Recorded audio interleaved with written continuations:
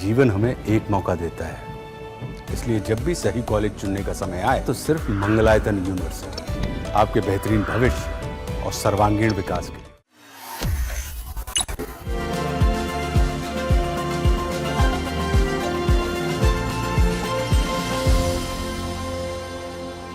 नमस्कार, बिजनेस की बात में आपका स्वागत है।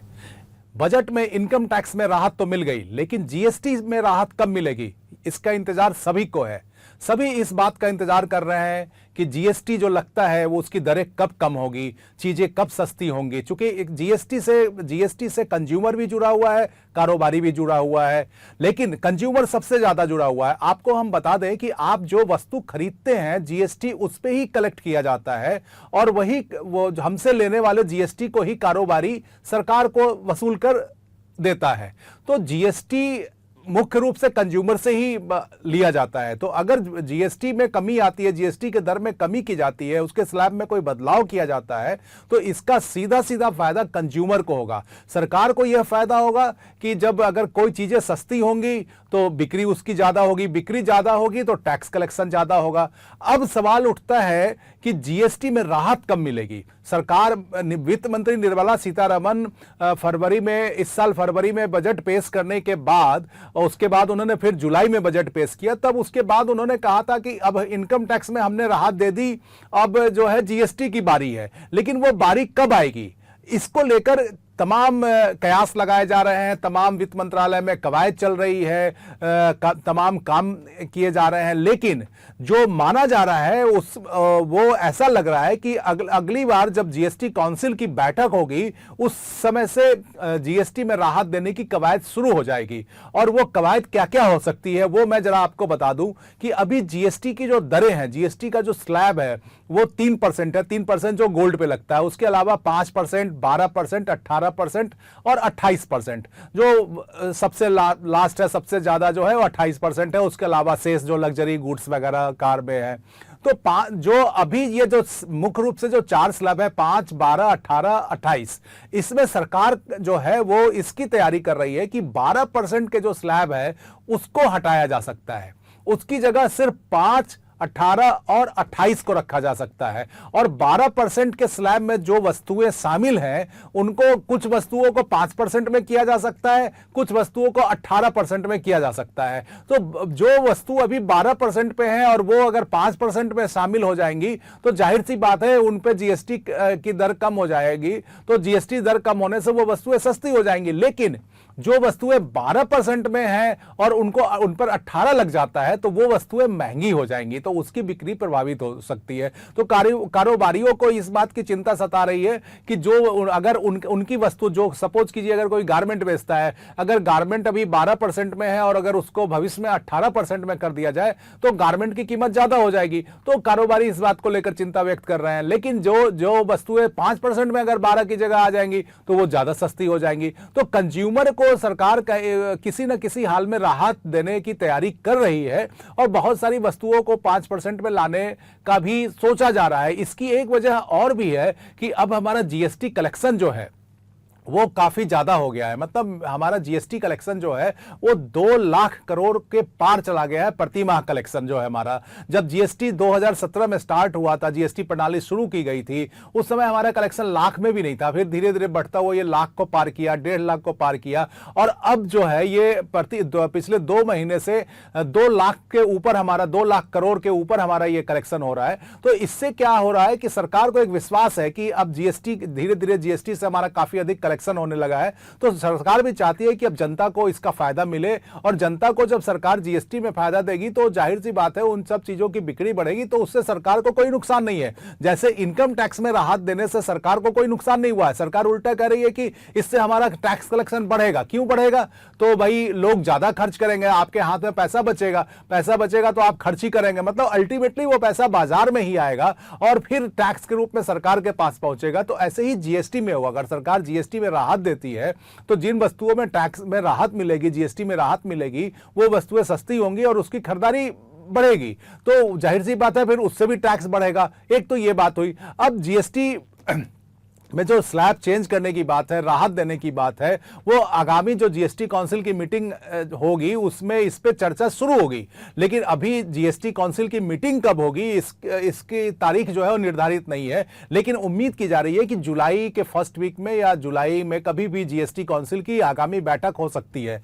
उससे पहले वित्त मंत्री सीतारमन जो है वो आगामी 20 जून को सीबीआईसी, जो हमारा अप्रत्यक्ष कर बोर्ड है और सीमा शुल्क बोर्ड है, उनके अधिकारियों के साथ बैठक करेंगे इन सब चीजों को लेकर कि क्या जीएसटी में हम राहत देते हैं, जीएसटी के स्लैब में चेंज करते हैं तो इससे हमारे कलेक्शन पे कितना प्रभाव पड़ सकता है या नहीं पड़ेगा। उसके अलावा क्या क्या इसके परिणाम हो सकते हैं। उसके अलावा जीएसटी में जो अगर स्लैब को बढ़ाते हैं, घटाते हैं या उसके, तो इन सब चीजों पे हमारे जो सीबीआईसी के जो वरिष्ठ अधिकारी हैं, चेयरमैन हैं, उनके साथ वित्त मंत्री 20 जून को बात करेंगी।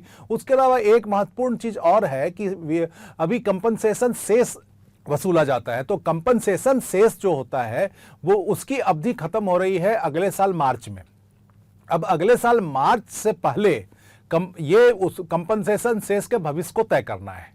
कंपनसेशन शेष को सरकार खत्म करेगी या जारी रखेगी, उसके लिए सरकार ने कमेटी बना दी है। वित्त राज्य मंत्री श्री पंकज चौधरी जी हैं उनके नेतृत्व में, लेकिन जिनको अपनी रिपोर्ट इस महीने के अंत तक देनी है। लेकिन उम्मीद की जा रही है कि सरकार कंपनसेशन शेष को समाप्त नहीं करेगी। इसलिए नहीं करेगी कि कंपनसेशन शेष जो है वो कई सारी वस्तुओं पे, खास करके लग्जरी आइटम पे लगाया जाता है और उससे राज्यों को भी उसमें शेयर मिलता है। तो सरकार, केंद्र सरकार हो या राज्य सरकार हो, कभी भी अपने इनकम में कमी आने देने के पक्ष में नहीं होती हैं। तो इन सब को देखते हुए ये उम्मीद की जा रही है कि कंपनसेशन शेष को सरकार किसी और नाम से जारी रखेगी और हो सकता है कि इसका प्रारूप बदल जाए, लेकिन पूरी तरह से कंपनसेशन शेष को खत्म नहीं किया जाएगा। सरकार जो है जीएसटी के स्लैब में बदलाव के अलावा कंपनसेशन शेष को भी लेकर बदलाव कर सकती है। कंपनसेशन शेष की अवधि अगले साल मार्च में खत्म हो रही है। कंपनसेशन शेष 2017 जुलाई में जब जीएसटी प्रणाली लागू की गई थी तब कंपनसेशन शेष को लागू किया गया था। सरकार जो है उसने कहा था कि जो अगले 5 साल तक, यानी कि 2017 से 2022 तक केंद्र सरकार ने सभी राज्यों को कहा था कि आप जो जीएसटी प्रणाली में शिफ्ट हो रहे हैं वैट को छोड़कर, तो उससे जो घाटा होगा उसकी पूर्ति के लिए हम अगले 5 साल तक आपको कंपनसेशन शेष देंगे। इसलिए उसका नाम है क्षतिपूर्ति शेष, जिसकी वसूली केंद्र सरकार करती है। अब केंद्र सरकार जो है वो उसकी वसूली करती है और उसमें राज्यों को उसका शेयर देती है। तो इस प्रकार से, लेकिन 2022 में कोरोना था, तो कोरोना के कारण जो है कंपनसेशन शेष की अवधि को बढ़ाना पड़ा और वो अगले 26 तक है। तो इसलिए सरकार अब जो है वो मार्च 2026 में कंपनसेशन शेष की अवधि खत्म हो रही है। तो सरकार चाहती है कि अब उसको कैसे जारी रखा जाए, इसके लिए सरकार ने एक कमेटी बनाई है और कमेटी बनाई है वित्त राज्य मंत्री पंकज चौधरी जी के नेतृत्व में। अब पंकज चौधरी जी इस महीने के अंत तक अपनी रिपोर्ट देंगे, सौंपेंगे जीएसटी काउंसिल को, और फिर फैसला लिया जाएगा कि कंपनसेशन शेष का भविष्य क्या होगा। लेकिन जो अनुमान लगाया जा रहा है उसमें ऐसा माना जा रहा है कि कंपनसेशन शेष को किसी न किसी रूप में सरकार जारी रखेगी।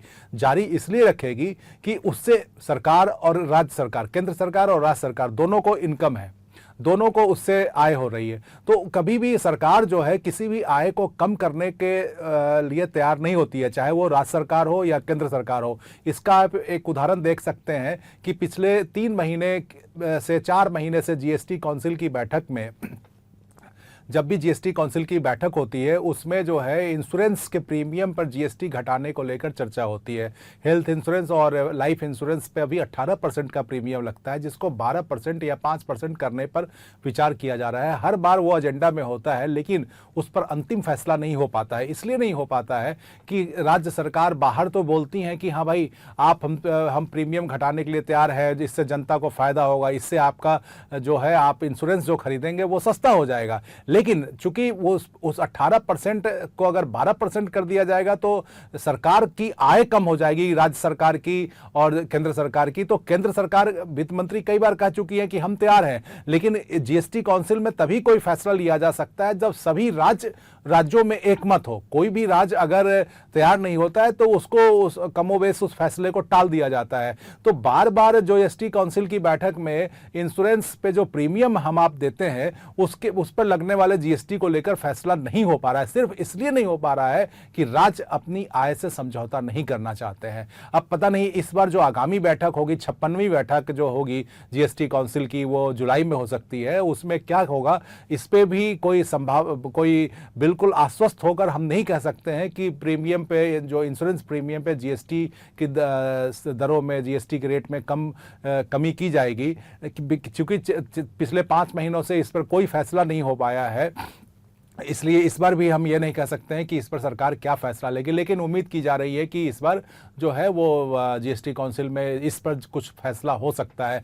6 महीना पहले जीएसटी काउंसिल की बैठक हुई थी, लास्ट दिसंबर में जीएसटी काउंसिल की लास्ट बैठक हुई थी, और जो चलन है उसके मुताबिक हर क्वार्टर में, हर 3 महीने में जीएसटी काउंसिल की एक बार मीटिंग होनी चाहिए। लेकिन पिछले 6 महीने से कोई बैठक नहीं हुई है, इसलिए पूरी संभावना है कि आगामी जुलाई में जीएसटी काउंसिल की बैठक वित्त मंत्रालय बुला देगा। नमस्कार।